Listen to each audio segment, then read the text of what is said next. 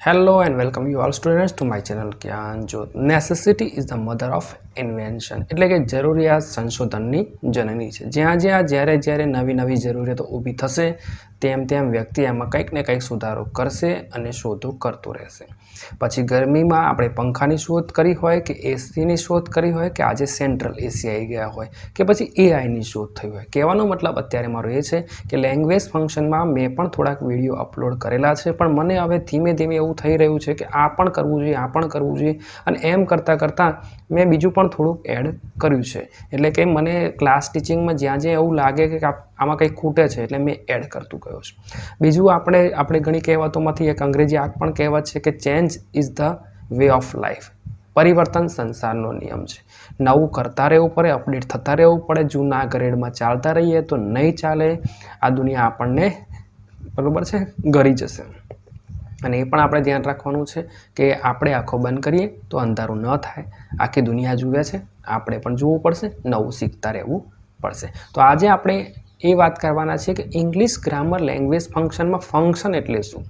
Function શબ્દ પણ આપણે સમજાવીશું, કારણ કે મેં થોડું ટીચિંગ કર્યા પછી પણ મને એવું થયું કે ફંક્શનનો મતલબ જ આપણને અથવા વિદ્યાર્થીઓને ક્લિયર ના હોય. ત્યારબાદ ઘણીવાર આવે કે એડજેક્ટિવ શું છે એ પણ ઘણીવાર વિદ્યાર્થીઓને ખબર ના હોય. એડવર્બ શું છે, ટુ ઇન્ફિનિટિવ કોને કહેવાય, મોડેલ ઓક્સિલરીઝ શું છે, આવું બધું ખબર નથી હોતી. એટલે ક્યાંક મને એવું લાગ્યું કે આપણે ફંક્શનમાં એડ કરવા પડશે. તો આપણે આ રીતે બેઝિકથી શરૂઆત કરીશું. અને વિદ્યાર્થી મિત્રો, ચોક્કસ આની ટીચિંગ પીડીએફ તમને મારી ટેલિગ્રામ ચેનલ જ્ઞાન જ્યોત પર ફ્રી ઓફ કોસ્ટ ઉપલબ્ધ છે. ડાઉનલોડ કરો, પ્રિન્ટ કરો, ગમે તે રીતે અભ્યાસ કરો. તમે અભ્યાસ કરશો તો ચોક્કસ દેશમાં પણ કંઈક ઉન્નતિના શિખરો સર કરશે.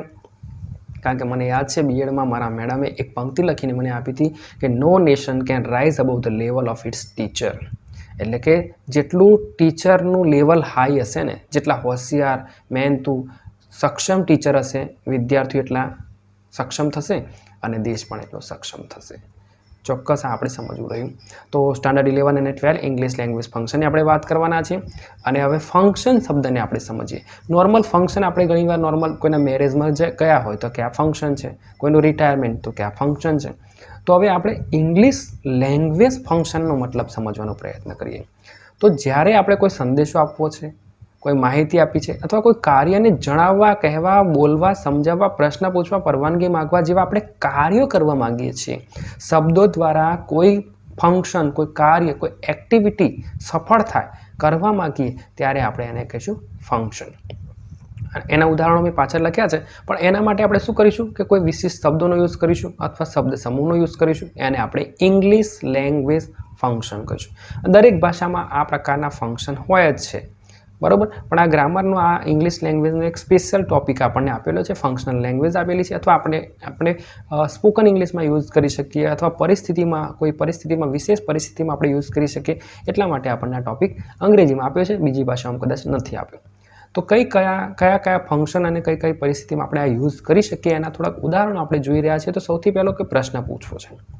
વિદ્યાર્થીએ ખાસ કરીને ઇંગ્લિશના પ્રશ્નો પૂછવા પડશે. સ્પોકન ઇંગ્લિશ તમે ક્યાંક ગયા, ફોર એક્ઝામ્પલ તમે રેલવે સ્ટેશન પર ગયા, તમારે ટિકિટ લેવી છે તો ઇન્ક્વાયરી કરવી પડશે. તમારે કોઈને પાસેથી પેન પણ ઉછીની માગવી છે, અથવા કોઈ પણ પ્રસંગે તમારે પ્રશ્ન પૂછવાનો થશે તો એ પ્રશ્ન પૂછવાનું પણ આપણે ફંક્શન છે કે આટલા આ શબ્દો હોય તો આ ફંક્શન તમારું કામ થાય. જેમ લગ્ન માટે તમને ખબર છે મેરેજમાં શું હોવું જોઈએ, ડીજે હોવું જોઈએ, વર કન્યા હોવી જોઈએ, જમણવાર, આ બધા બેઝિક વસ્તુ છે.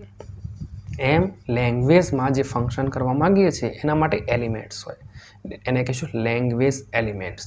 જેમ કે પ્રશ્ન પૂછવો છે તો એના માટે WH વર્ડ્સ હશે, બરાબર. What, when, why, વેરવાળા.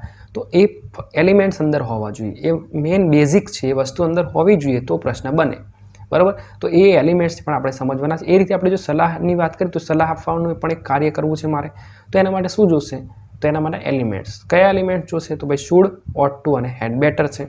આ એલિમેન્ટ્સથી હું સલાહ આપી શકીશ. હા, સલાહ આપવા માટે આ શબ્દો આપણા કોર્સમાં છે, યાદ રાખજો. બાકી સલાહ આપવા માટે તમે બીજા ઘણા શબ્દોથી પણ કામ કરી શકો છો. પણ આપણે અમુક વસ્તુને શું છે કે ભાઈ સિલેબસમાં એક પર્ટિક્યુલર આ રીતે આપણને આપેલું છે કે આટલું છે, બરાબર. બાકી તો ઘણું બધું કરી શકાશે. પછી વિનંતી કરવા એટલે રિક્વેસ્ટ કરવી છે. કારણ દર્શાવવું છે, તમારે રીઝન બતાવવું છે, બીકોઝ વાળું. પરિણામ દર્શાવવું છે, રિઝલ્ટ, ટુ હોય, ઇનફ ટુ વાળું. સંબંધ દર્શાવવો છે, રિલેટિવ ક્લોઝવાળું, એડવર્બ ક્લોઝ ઓફ રિઝલ્ટવાળું. ધારણા એટલે કે મેકિંગ સપોઝિશનવાળું છે, એઝ ઇફવાળું. અહેવાલ એટલે રિપોર્ટિંગ કરવો છે તમારે. તો આ તમારે કંઈક કામ કર્યું છે, તમને કોઈએ કીધું કે ભાઈ તમારે રિપોર્ટ આપવાનો છે, તે કામ થયું છે, રિપોર્ટિંગ કરવાનું છે. હવે એ રિપોર્ટિંગ માટે તમે જે વર્ડનો યુઝ કરવાના છો, જે આપણે એને ઇનડાયરેક્ટ સ્પીચ કહીશું, એક્સક્લેમ્ડ હોય, ટોલ્ડ હોય, આન્સર્ડ હોય, તો આ એલિમેન્ટ્સ છે. પછી તમે કોઈ વ્યક્તિનું વર્ણન કરવા માગો છો, ડિસ્ક્રાઇબિંગ પર્સન. વસ્તુનું વર્ણન કરવા માગો છો, ડિસ્ક્રાઇબિંગ થિંગ છે. ડિસ્ક્રાઇબિંગ ટાઈમ અને ડિસ્ક્રાઇબિંગ પ્લેસ. તમને કોઈ કીધું કે આ વસ્તુનું વર્ણન કરો, તમારી સ્કૂલનું વર્ણન કરો, તો તમારે એ રીતે એમાં કયા વર્ડનો યુઝ કરવાના છે, કયા એલિમેન્ટ્સનો યુઝ કરવાનો છે, તમને ખબર હોવી જોઈએ. ઘણીવાર શું થાય છે કે આપણે આને થિયરીના રૂપમાં જોઈ લઈએ છીએ કે સાહેબે ભણાવ્યું, આમ થયું, આ લખ્યું નાખ્યું થઈએ, પણ જ્યારે એને ખરેખર લાઈફમાં પ્રેક્ટિકલ કરવું જરૂરી છે, ક્યારેક આપણે એ સિચ્યુએશનમાં પણ આ શબ્દોનો યુઝ કરવો જોઈએ. અને શાળામાં પણ વિદ્યાર્થીઓને આ પરિસ્થિતિ આપવી જોઈએ કે આટલા ફંક્શન તમારે યુઝ કરવાના છે તમારા ડાયલોગ્સમાં, તો વિદ્યાર્થી પણ કંઈક કરી શકે. અને કદાચ આ સુધારાની જરૂર આપણી એજ્યુકેશન સિસ્ટમમાં છે, કારણ કે ભાષા શીખવી એ LSRW લિસનિંગ, સ્પીકિંગ, રીડિંગ અને રાઇટિંગ સાથે જોડાયેલું છે. આ ફક્ત લખવા સાથે જોડાયેલું નથી. કારણ કે ક્લાસની જ વાત કરું, હવે મારા ક્લાસની નહીં, પણ જનરલ પણ આપણે વાત કરીએ તો વિદ્યાર્થીને લખતા તો આવડે છે કે ભાઈ લખે છે બધું, અને ખરેખર 80 માર્ક્સ પણ આવી જાય છે, લખતા આવડે છે. રીડિંગમાં વાત કરીશું તો પ્રોનન્સિએશનની ભૂલો હોઈ શકે છે, અથવા એને ખબર જ નથી પડતી વાંચ્યા પછી. આખો પેરેગ્રાફ ને આખો પાઠ વાંચી જાય ને પછી પૂછીએ શું વાંચ્યું તો કે ખબર નહીં.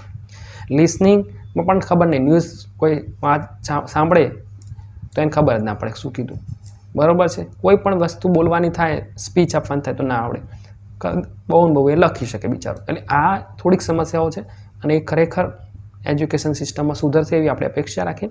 પછી પસંદગી દર્શાવવા માટે choice, expressing choice, expressing alternative choice. પછી શરત દર્શાવી છે, કન્ડિશન. તમારે કોઈને કશીક શરત કહેવી છે કે ભાઈ તમને હું નોકરી તો આપીશ, પણ જો તો આ બધા જે છે શરત આપવાની છે. પછી ટેવ કે આદત, તમારી ભૂતકાળને કોઈ ટેવ તમે કહેવા માગતા હોય તો એ હેબિચ્યુઅલ એક્શન. કોન્ટ્રાસ્ટ આપણે વિરોધ, તુલના એટલે કમ્પેરિંગ, અને ધ્યેય એટલે અથવા હેતુ એટલે પર્પસ. આ પ્રકારના જે તમે ફંક્શન કરવા માગો, તમે કશું કહેવા માગો છો કે મારો આ ધ્યેય છે, મારો આ હેતુ છે, તો એના માટે કયા એલિમેન્ટ્સનો યુઝ કરશો એ તમને ખબર હોવી જોઈએ. હવે મેં કીધું એ પ્રમાણે કે necessity is the mother of invention. ચલાવતી વખતે ક્યારેક આવે કે એડજેક્ટિવ એટલે કે એડજેક્ટિવનો યુઝ કરવાનો છે, તો વિદ્યાર્થીને થાય સાહેબ એડજેક્ટિવ એટલે શું? કારણ કે ઘણીવાર શું છે 11-12માં પણ વિદ્યાર્થીઓનો પાયો બહુ જ નબળો હોઈ શકે છે, અને ખાસ કરીને ગુજરાતની તો આ સ્થિતિ છે જ. તો આપણે થોડુંક એમાં એડ કરવાનો પ્રયત્ન કર્યો છે કે સબ્જેક્ટ કોને કહેવાય, એટલે કે એના મહત્ત્વના વર્ડ્સ. આના સિવાય પણ ઘણા બધા હોઈ શકે છે, પણ આટલા મેં સમજાવવાનો પ્રયત્ન કર્યા છે. જેમ કે સબ્જેક્ટ એટલે શું? ક્રિયાનો કરનાર, એને આપણે કહીશું કર્તા. ઘણીવાર જેમ કે હું 11માં સ્ટાર્ટ કરું ને એમ પૂછું કે સબ્જેક્ટ એટલે શું? SVO, subject verb object. તો સબ્જેક્ટ એટલે કે સાહેબ ઇંગ્લિશ, ગુજરાતી, આવું બધું કહી દે. મીન્સ કે એને કદાચ આગલા ધોરણમાં એ શીખવાડવામાં જ નથી આવ્યું, અને કદાચ એના બીજા ઘણા બધા કારણો હોઈ શકે. પણ સબ્જેક્ટનો ભાષામાં આપણે જ્યારે વ્યાકરણની વાત કરીશું ત્યારે મતલબ થાય છે કર્તા, the one who does the action, જે ક્રિયા કરે છે. એને પણ થોડુંક વ્યવસ્થિતમાં મેં ડીપમાં થોડું આગળ સમજાવ્યું છે. પછી એડજેક્ટિવ એટલે કે વિશેષણ. વિશેષણ એટલે કે નામ, સર્વનામ, સંજ્ઞા, જેને આપણે કે નાઉન એટલે, તો એમાં કંઈક વધારો અથવા ઘટાડો પણ કરી શકે, ગુણ બતાવી શકે, સંખ્યા બતાવી શકે. એનું પણ મેં ડીપમાં સમજાવતું આપી છે. એને આપણે કહીશું વિશેષણ. રામ હોશિયાર છે, તો રામ જે છે વ્યક્તિ, એના ગુણમાં વધારો કર્યો, બતાવ્યા છે, તો એ હોશિયાર એનો વિશેષણ છે. પછી એડવર્બ એટલે શું? વર્બ એટલે ક્રિયા, અને એડ એટલે ઉમેરવું. ક્રિયામાં કંઈક ઉમેરો કરે છે. જેમ કે રામ દોડે છે, દોડવાની ક્રિયા છે, પણ દોડવાની ક્રિયામાં વધારો કરી શકાય કે ફાસ્ટ દોડે છે ભાઈ, તો એને કહીશું એડવર્બ. એને કહીશું ક્રિયામાં વધારો કર્યો, ક્રિયામાં વિશેષણ. To infinitive. આ ટુ ઇન્ફિનિટિવ એવું કશુંક લખું ને તો આજે પણ ઘણીવાર મને એવું થાય કે વિદ્યાર્થીને ખબર જ નથી કે આ ટુ ઇન્ફિનિટિવ એટલે શું. એટલે ક્રિયાપદનું એક એવું રૂપ કે જેમાં ટુ આવે છે, ટુ સાથેનું બેર, એટલે કે એકદમ મૂળ ક્રિયાપદ ટુ ગો, એને કહીશું ટુ સાથેનું મૂળ ક્રિયાપદ, ટુ ઇન્ફિનિટિવ. ઘણીવાર શું છે કે વ્યાકરણને હું વળગી રહું તો પણ ઘણીવાર નથી થતું, એટલે મારે પણ શું કરવું પડે, પ્રેક્ટિકલી એમાં થોડાક શબ્દો પણ સુધારા વધારા કરીને સમજાવવું પડે. એટલે હું એમ કહું કે આવું જ હોવું જોઈએ તો પછી પાછું પ્રોબ્લેમ થશે. પાસ્ટ પાર્ટિસિપલની વાત કરીશું, એટલે કે ભૂત કૃદંત. વર્બના 5 ફોર્મ છે ભાઈ, ફર્સ્ટ, સેકન્ડ, થર્ડ, ફોર્થ અને ફિફ્થ. ફર્સ્ટ તો તમને ખબર જ છે, જેમ કે ગો. સેકન્ડ પણ તમને ખબર જ છે, વેન્ટ. અને થર્ડ જે છે એ આપણું આ પાસ્ટ પાર્ટિસિપલ છે અને એ છે ભૂત કૃદંત. બરાબર, ગો, વેન્ટ, ગોન. આના પણ મેં થોડાક ઉદાહરણ આપ્યા છે કે ભાઈ પાસ્ટ પાર્ટિસિપલ કોને કહેવાય. પછી મોડેલ ઓક્સિલરીઝ જે છે એની પણ આપણે થોડીક વાત કરી છે, એ પણ થોડું ડીપમાં સમજાયું છે. તો ફટાફટ સમજીએ સબ્જેક્ટ કોને કહેવાય. તો Ramesh goes to school, Ramesh શાળાએ જાય છે ભાઈ. તો કોઈક એક્શન છે આમાં, શાળાએ જવાની છે, ગોઝ. પણ એ ક્રિયા કરે છે કોણ? તો રમેશ કરે છે. તો જે ક્રિયા કરતો હોય એને આપણે કહીશું સબ્જેક્ટ. એટલે ભાઈ રમેશ જે છે ને એ શાળાએ જાય છે, તો રમેશ આપણો શું છે? કરતા છે. કેટ જે છે એ શું કરે છે? ડ્રિંક્સ મિલ્ક, બિલાડી દૂધ પીવે છે. એ ક્રિયા કોણ કરે છે? બિલાડી કરે છે. શું ક્રિયા કરે છે? એ વર્બ છે, પણ કોણ કરે છે? એ આપણો સબ્જેક્ટ છે. તો અહીંયા આપણે જોઈ રહ્યા છે બિલાડી, કેટ. સરળ છે આ બધું, ગુજરાતીમાં પણ મેં ઘણું એડ કરી દીધું છે. They play cricket. ધે એટલે કે તેઓ શું કરે છે ભાઈ? તેઓ કંઈક કરે છે. શું કરે છે એ જોઈ લઈએ. તો પ્રશ્ન છે ક્રિકેટ રમે છે, તો ધે આપણું શું છે? સબ્જેક્ટ છે. એટલે બેઝિકથી સ્ટાર્ટ કર્યું છે સબ્જેક્ટ. પછી જોઈશું વિશેષણ. એક્ઝેક્ટિવના જે પ્રકાર છે, ટાઈપ્સ ઓફ એક્ઝેક્ટિવ છે, એની પણ ફટાફટ આપણે વાત કરીશું. એક્ઝેક્ટિવ શું છે તમને ખબર હોવી જોઈએ, પણ અહીંયા આપણે શોર્ટમાં સમજાવીશું. ગુણદર્શક વિશેષણ કોને કહેવાય? બરાબર, તો સારું છે, જો ગુણ છે. ગુડ પણ હોઈ શકે, બેડ પણ હોઈ શકે, ટોલ, શોર્ટ, ઓનેસ્ટ. આ એના વિશેષણો છે. એટલે જ્યાં વાક્ય રચનામાં તમને એવું લખશે કે અહીં વિશેષણ હોવું જોઈએ, ત્યાં વિશેષણ જ હોવું જોઈએ ભાઈ. એડવર્બ હોવું જોઈએ, ત્યાં એડવર્બ હોવું જોઈએ. બરાબર, એટલે એટલા માટે તમને ખબર પડે કે આ હોવું જોઈએ. પછી સંખ્યા દર્શક, એને આપણે કહીશું ચોક્કસ સંખ્યા દર્શાવે, જેમ કે 3 કે 4. I have 2 pens. તો 2 શું છે? વિશેષણ છે. સ્વામિત્વ એટલે કે માલિકી દર્શાવે, જેમ કે my car, your car, his car. બરાબર છે. યોર પેન ઇઝી છે, સરળ છે. કદાચ આવડતું હશે એટલે હું થોડું સ્પીડમાં પણ ચલાવી રહ્યો છું, પણ જેને નથી આવડતું આને પીડીએફને ડાઉનલોડ કરીને પણ જોઈ શકે. સંકેત દર્શક વિશેષણ, ડિમોન્સ્ટ્રેટિવ એટલે નામની તરફ ઇશારો કરે, આમ બતાવે કે ધીસ, ડિમોન્સ્ટ્રેટિવ. બરાબર છે. That, this tree, that tree, these, those. બરાબર છે. આ ધીઝ છે ને એ પ્લુરલ છે, આનું ધીઝનું ધીઝ અને ધેટનું ધોઝ. બરાબર, ગુજરાતીમાં આ હોય, આ પેન ને આ પેનો બધું એક આ જ હોય, પણ અહીંયા ધીઝનું ધીઝ થશે અને ધેટનું ધોઝ થશે. પ્રશ્નદર્શક વિશેષણની વાત કરીએ, પ્રશ્ન પૂછવા માટે વપરાશે. Which book, whose car, what. પ્રશ્નાર્થ વાક્ય હોવું જોઈએ પાછું. વોટ ઇઝ યોર નેમ, તો એ પ્રશ્નદર્શક છે. એટલે કોઈ વ્યક્તિનું વિશેષણ હોય ત્યારે, અત્યારે તો નહીં, પણ એ રીતે છે. પરિણામ દર્શક વિશેષણ એટલે કે પરિમાણ, કેટલું, કેટલી માત્રા. અહીંયા ક્વોન્ટિટી દર્શાવે, ક્વોન્ટિટેટિવ એડજેક્ટિવ છે. કેટલો જથ્થો છે, જેમ કે સમ વોટર છે, લિટલ મિલ્ક છે, ઇનફ, સફિશિયન્ટ છે, મચ. આ આપણું પરિમાણ દર્શક છે.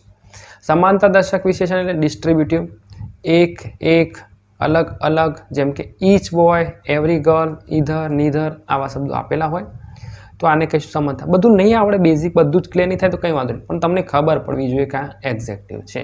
બસ એટલા માટે આપણે સમજી રહ્યા છીએ. અચોક્કસ સંખ્યા દર્શાવતી હોય, જેમ કે કોઈક. બરાબર છે. સમ, એની, ફ્યુ, મેની. આમાં ક્લિયર ન થાય કેટલી સંખ્યા. તમને કહે કે કેટલાક દાખલા મને આવડ્યા, તો કેટલાક એટલે કેટલા, શું ખબર નહીં પડે, તો એને કહે અચોક્કસ.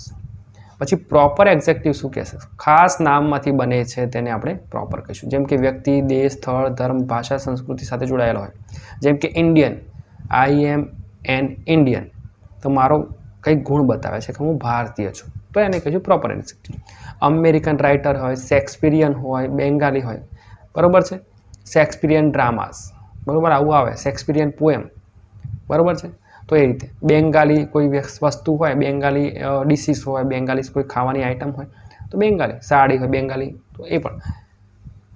કમ્પેરેટિવ એન્ડ સુપરલેટિવ એડજેક્ટિવ હોઈ શકે, જેમ કે પોઝિટિવમાં ટોલ, બ્યુટીફુલ. કમ્પેરેટિવમાં ટોલ, મોર, બ્યુટીફુલ. અહીંયા સ્પેલિંગ મિસ્ટેક છે. સુપરલેટિવ ટોલેસ્ટ અને મોસ્ટ બ્યુટીફુલ. બરાબર, એટલે આ રીતે તમે જોઈ લેશો. એક્ઝેક્ટિવની વાત થયા પછી આપણે જોઈશું એડવર્બ.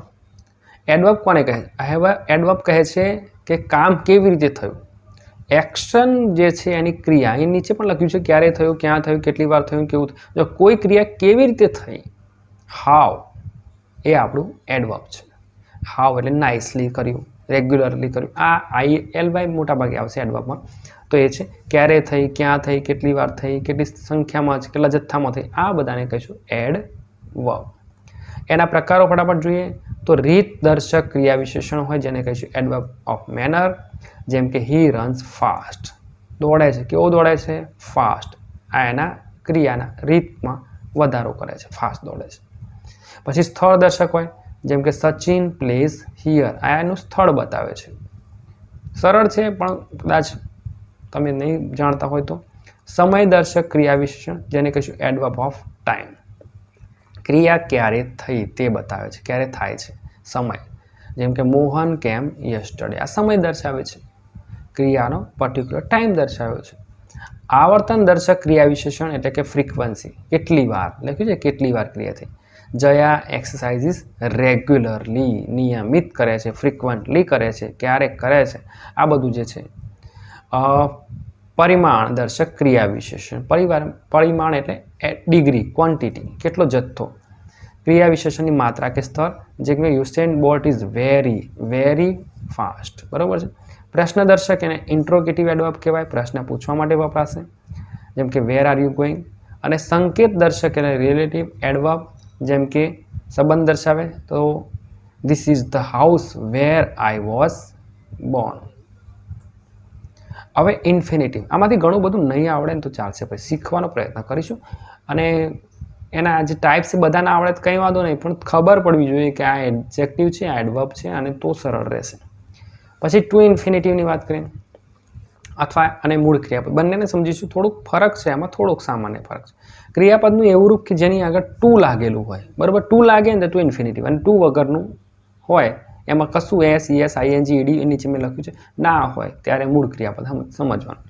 ટુ લાગેલું હોય જેમ કે to go, to play, to dance, આ ટુ સાથેનું હોય અને ટુ ઇન્ફિનિટિવ કહેવાય.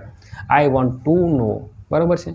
અને ક્રિયાપદનું એવું રૂપ કે જેમાં એસ, ઈએસ, ઈડી, આઈએનજી જેવા કોઈ વધારાના જે શબ્દો કહેવાય ને, પ્રિફિક્સ કે સફિક્સ બધું કહી શકાય, એ ના લાગેલું હોય. જેમ કે ગો છે, પ્લે છે, ડાન્સ છે, ઉપરના જ મેં લખ્યા છે પણ ટુ સિવાય લખ્યા છે. જેમ કે આઈ પ્લે ક્રિકેટ, આ જે પ્લે છે ને એમાં આઈએનજી, ઈએસ, ઈડી કશું લગાવ્યું નહીં, મૂળ ક્રિયાપદ છે આ, બરાબર. જેમ કે ધે વર્ક છે, બરાબર. એટલે સમજૂતી માટે છે. આમાં પછી ગ્રામરના એક્ઝેક્ટ નિયમોને પકડી રહીશું તો પાછું ના મેર આવે અથવા તમને એવું થાય કન્ફ્યુઝન. પણ સરળ ભાષામાં સમજાઈએ કે ટુ ઇન્ફિનિટિવ એટલે ટુ સાથેનું ક્રિયાપદ અને મૂળ ક્રિયાપદ એટલે જેમાં કશું લાગેલું ન હોય. હવે પાસ્ટ પાર્ટિસિપલને પણ આપણે ફટાફટ સમજીએ. પાસ્ટ પાર્ટિસિપલ એટલે ભૂત કૃદંત ક્રિયાપદનું ત્રીજું રૂપ. તો પહેલું બીજું શું અને બધું જોઈ લઈએ.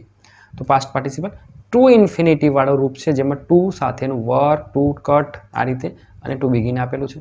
ફર્સ્ટ ફોર્મ છે કહેવાય એટલે કે જેમાં ટુ ના હોય, આપણે આવું ખાલી સમજવાનું. ટુ અહીં હોય ટુ વર્ક, અહીં હોય ખાલી વર્ક. સેકન્ડ ફોર્મમાં આવે વર્કડ એટલે કે એમાં ઘણા ક્રિયાપદો નહીં, લગભગ 70 થી 80% ક્રિયાપદો એવા છે જેનો ભૂતકાળ કરવા માટે ઈડી લગાવવાનું છે. બધામાં નહીં થાય એટલે મેં 3 અલગ રાખ્યા છે. પછી થર્ડ ફોર્મ જે છે એને કહીશું આ રીતે વર્કડ. એટલે કે ઘણામાં તો એવું છે, મેં કીધું પ્રમાણે 70%માં ઈડી લાગે છે અને 70% એવા પણ છે કે જેનું સેકન્ડ અને થર્ડ ફોર્મમાં કોઈ ચેન્જ નથી, સેમ જ છે, બરાબર. તો એ આ રીતે હોઈ શકે છે. પછી બીજા એવા પણ ફોર્મ છે જેમ કે કટ આપ્યું છે તો કટ એટલે કે એના ફર્સ્ટ, સેકન્ડ, થર્ડ કોઈ ફોર્મમાં સુધારો થતો નથી. હા, 4 અને 5માં થાય છે, એટલે કે આઈએનજી લગાવવાનું, કેસ લગાવવાનું હોય ત્યારે થશે, બાકી આમાં કશું થતું નથી. પછી એવા પણ છે કે જેના 3 ફોર્મ અલગ હોય જેમ કે બિગિન, બિગેન અને બિગન, 3 અલગ. જો પહેલામાં એવું જોયું આપણે કે વર્ક એટલે કે સેકન્ડ અને થર્ડ સેમ છે. બીજું એવું જોયું કે જેમાં એકમાં કોઈ સુધારો જ નહીં કરવાનો, સેમનું સેમ 3. અને ત્રીજો એવો પ્રકાર પણ જોયો કે જેમાં 3 અલગ હોઈ શકે, બરાબર. એટલે આ જોવાનું છે. મોડેલ ઓક્સિલરીઝમાં ખાસ આપણે આટલા તો સમજવાના જ છે, આપણા કોર્સમાં છે અને આપણે એનો યુઝ કરવાનો થશે આપણા ધોરણ 12 કે 11માં ધોરણના ફંક્શન્સમાં, એટલે એનો ખાસ ઉમેરો કરે છે. તો મોડેલ ઓક્સિલરી એટલે શું? એટલે મેઇન વર્બને મદદરૂપ થાય, બરાબર, એને મદદ કરે, હેલ્પ કરે એવું વર્બ કે જે અર્થમાં વધુ ભાવ ઉમેરે, મોડ બતાવે, બરાબર છે. જેમ કે અહીંયા કેન છે તો કેનનું કુળ, આ વર્તમાનકાળ છે, આ ભૂતકાળ છે, અને શું બતાવશે? ક્ષમતા બતાવશે. આઈ કેન પ્લે, પ્લે જે છે એ તો ક્રિયાપદ છે પણ એના અર્થમાં વિશેષ વધારો કરે, ઉમેરો કરે, ભાવ સ્પષ્ટ કરે. કે આઈ કેન પ્લે, હું રમી શકું છું. એ જે ક્ષમતા છે એ બતાવે છે. આ વર્તમાન કાળમાં જો અત્યારે રમી શકતા હોય તો આઈ કેન પ્લે. જો તમે ભૂતકાળમાં કંઈક કરી શકતા હતા, જેમ કે તમે નાનપણમાં કદાચ એવું હોય કે 10 વર્ષની ઉંમરે અમે આટલું દોડતા હતા અને આ કરી શકતા હતા, તો કુળ. બરાબર. મે વર્તમાન કાળ માટે આવશે. નોર્મલી ભવિષ્યમાં પણ શક્યતા માટે વપરાશે. અને માઇટ બંને શું માટે? પરવાનગી અથવા શક્યતા માટે. જેમ કે તમને એવું લાગે કે હવે વરસાદ પડી શકે છે તો ઇટ મે રેન. તમે ક્લાસમાં એન્ટ્રી કરવી હોય તમે શું કહેશો? મે આઈ કમ ઇન સર. પરવાનગી માગો છો, શક્યતા દર્શાવો છો, આવું બધું તમને ખબર પડે. અને ખાસ એના ફર્સ્ટ અને સેકન્ડ ફોર્મ તમને આવડતા હોવો જોઈએ. પછી સેલ જે છે એનું શુડ કરવાનું છે ફરજ કે સલાહ માટે. શુડ તો તમને ખબર જ છે, ઓફરિંગ સજેશનમાં આવશે. અને સેલ ભવિષ્ય માટે નોર્મલ ઘણીવાર યુઝ થાય છે. ભવિષ્ય એટલે સિમ્પલ ફ્યુચર ટેન્સમાં છે અને ફ્યુચર ટેન્સમાં યુઝ થવાનું છે. પછી વિલ પણ તમને ખબર છે ફ્યુચર ટેન્સમાં યુઝ થશે અને વિલનું ભૂતકાળ છે વુડ અને ઈચ્છા અથવા ભવિષ્યકાળમાં આનો યુઝ થાય છે. હવે આપણે વાત કરવાના છે લેંગ્વેજ ફંક્શનની. લગભગ 22 લેંગ્વેજ ફંક્શન આપણે આમાં એડ કર્યા છે અને સરળતા અને આઈએમપીની દ્રષ્ટિએ ક્રમ ગોઠવ્યા છે. મેં કદાચ 1-2 વચ્ચે તમને એવું લાગશે કે નથી આવડેવા, પણ છતાંય મેં પ્રયત્ન કર્યો છે કે સરળ લેંગ્વેજ ફંક્શનથી આપણે શરૂઆત કરીએ. આટલેથી આપણે હવે નવો વિડીયો અપલોડ કરીશું જેમાં લગભગ આપણે ભાગ પાડીશું 5 લેંગ્વેજ ફંક્શનના. તો ચોક્કસ વિડીયો ગમ્યો હોય તો લાઇક, શેર અને subscribe. Thank you and best of luck.